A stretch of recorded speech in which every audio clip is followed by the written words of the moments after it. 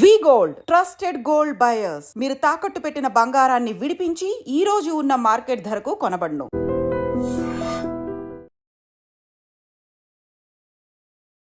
నమస్తే, welcome to I dream inside politics with కవిత.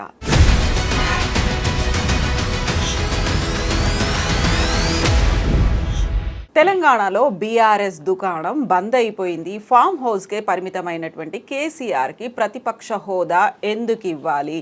రాబోయేటువంటి MLC ఎన్నికల్లో కాంగ్రెస్దే విజయం, బీఆర్ఎస్ బీజేపీ కలిసి పనిచేస్తాయి. ఈ మాటలన్నది టీపీసీ చీఫ్ మహేష్ కుమార్ గౌడ్. నిజంగానే బీఆర్ఎస్ దుకాణం బంద్ అయిందా? మనతో పాటుగా ఉన్నారు పొలిటికల్ అనలిస్ట్ ప్రకాష్ గారు. ప్రకాష్ గారు నమస్కారం.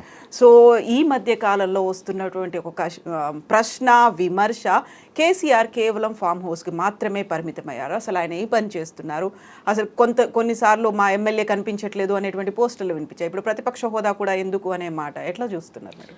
అంటే స్ట్రాటజిక్గా ఆయన సైలెన్స్ మెయింటైన్ చేశాడు. ఎందుకంటే ఒక 1 year అన్న మనం టైం ఇవ్వాల్సి ఉన్నది అని చెప్పి.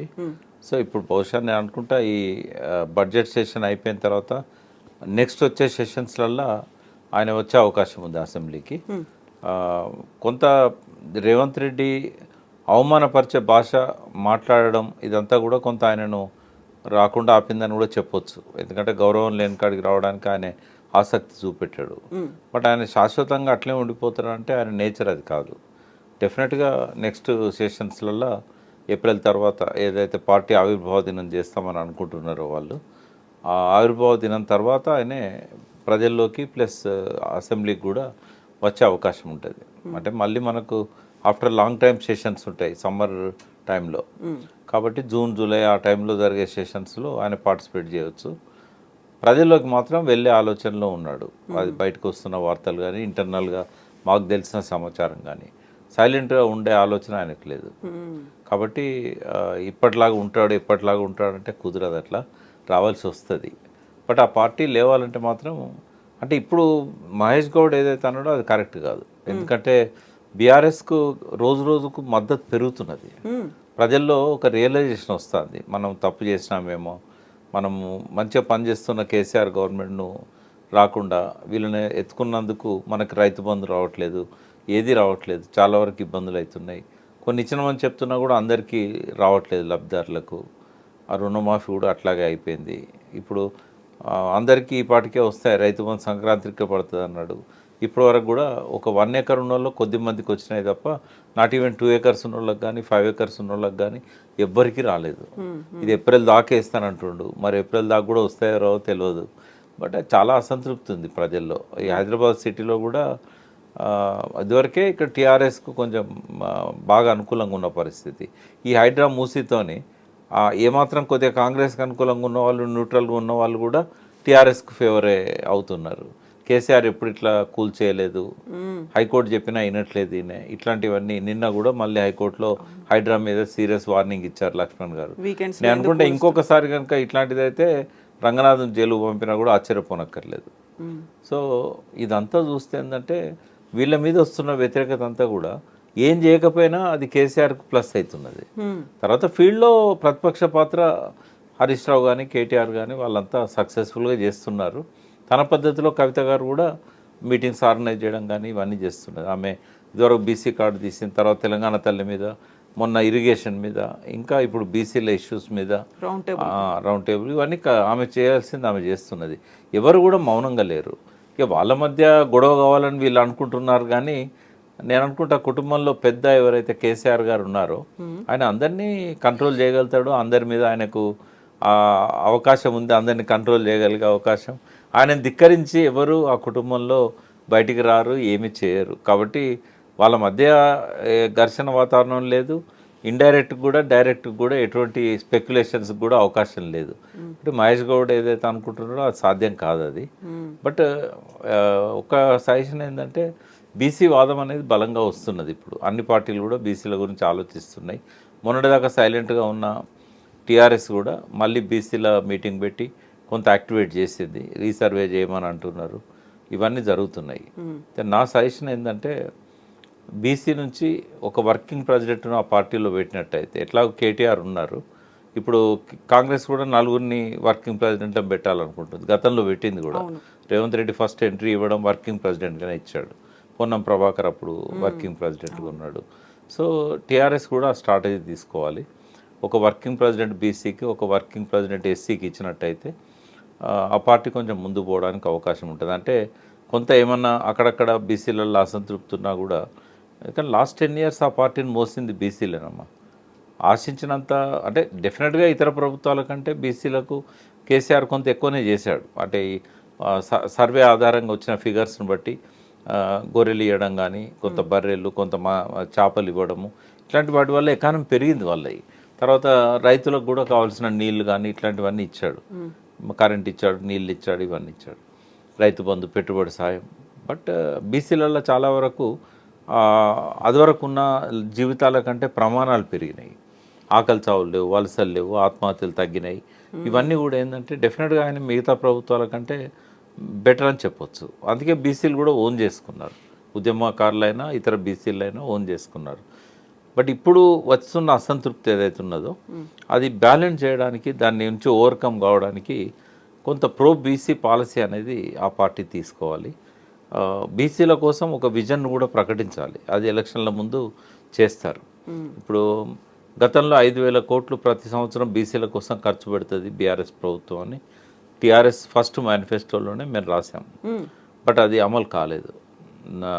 రకరకాల స్కీమ్లలో బీసీలకు ప్రయోజనం దొరికింది, కానీ కార్పొరేషన్ల ద్వారా కానీ, ఆర్థిక సహకార సంస్థలు ఉంటాయి కదా, వాటిలలో ఎంబీసీ కార్పొరేషన్లో కానీ బీసీ కార్పొరేషన్లో కానీ రాలేదు. సో ఇక ముందు ఇలాంటి పొరపాటు జరగవని చెప్తూ వాళ్ళు బీసీలను ఓన్ చేసుకోవాలి. అది కనుక జరిగితే డెఫినెట్గా ఇప్పుడున్న దానికంటే కూడా ఇంకా ఒక 5 to 10% ఓట్స్ పెరిగే అవకాశం ఉంటుంది. ఒకవేళ వీళ్ళు చేయకపోతే ఆ స్థానాన్ని బీజేపీ తీసుకుంటుంది. ఎందుకంటే వాళ్ళు ఇప్పటికే బీజేపీ ప్రకటించింది ముఖ్యమంత్రిని చేస్తాం మేము బీసీని అని.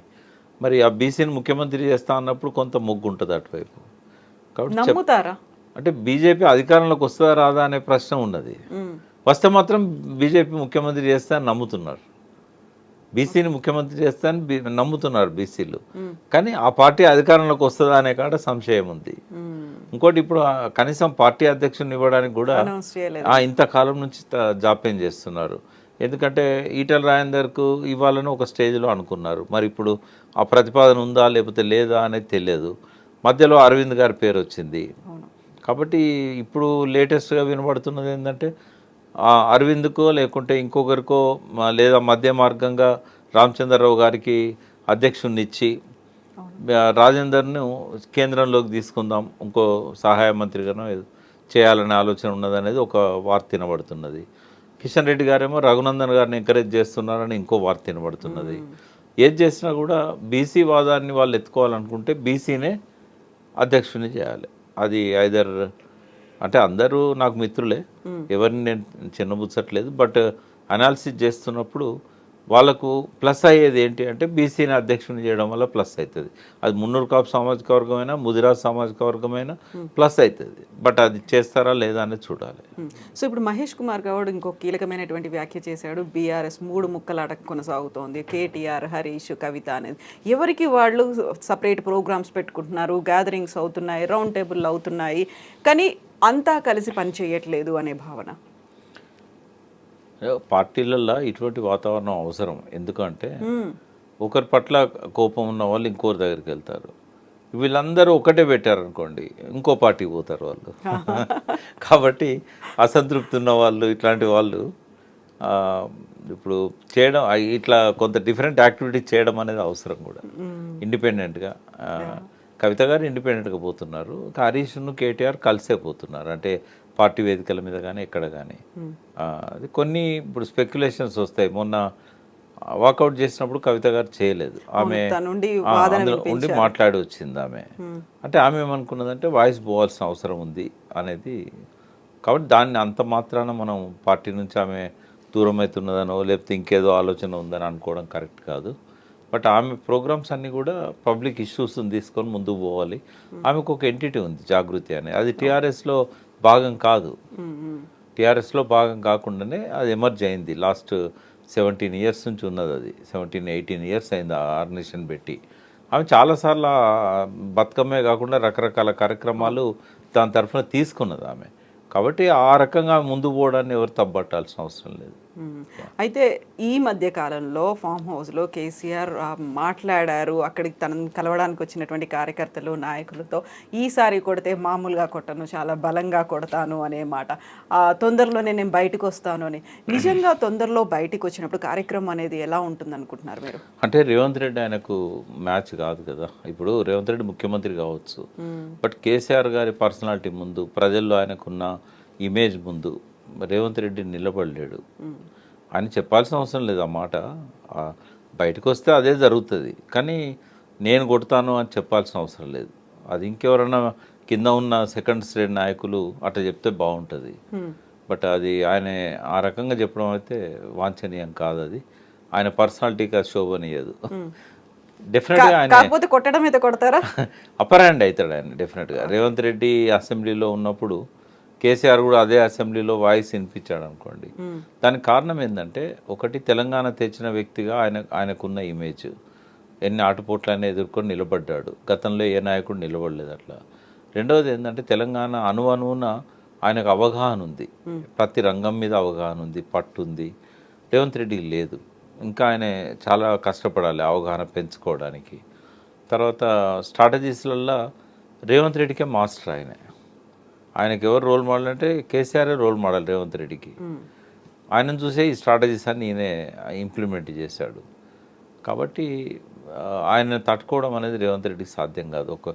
వాస్తవంగా చెప్పాలంటే 1 year నుంచి చాలా గట్టిగా ప్రయత్నం చేస్తున్నాడు రేవంత్ రెడ్డి, కేసీఆర్ రాకూడదు అసెంబ్లీకి అని.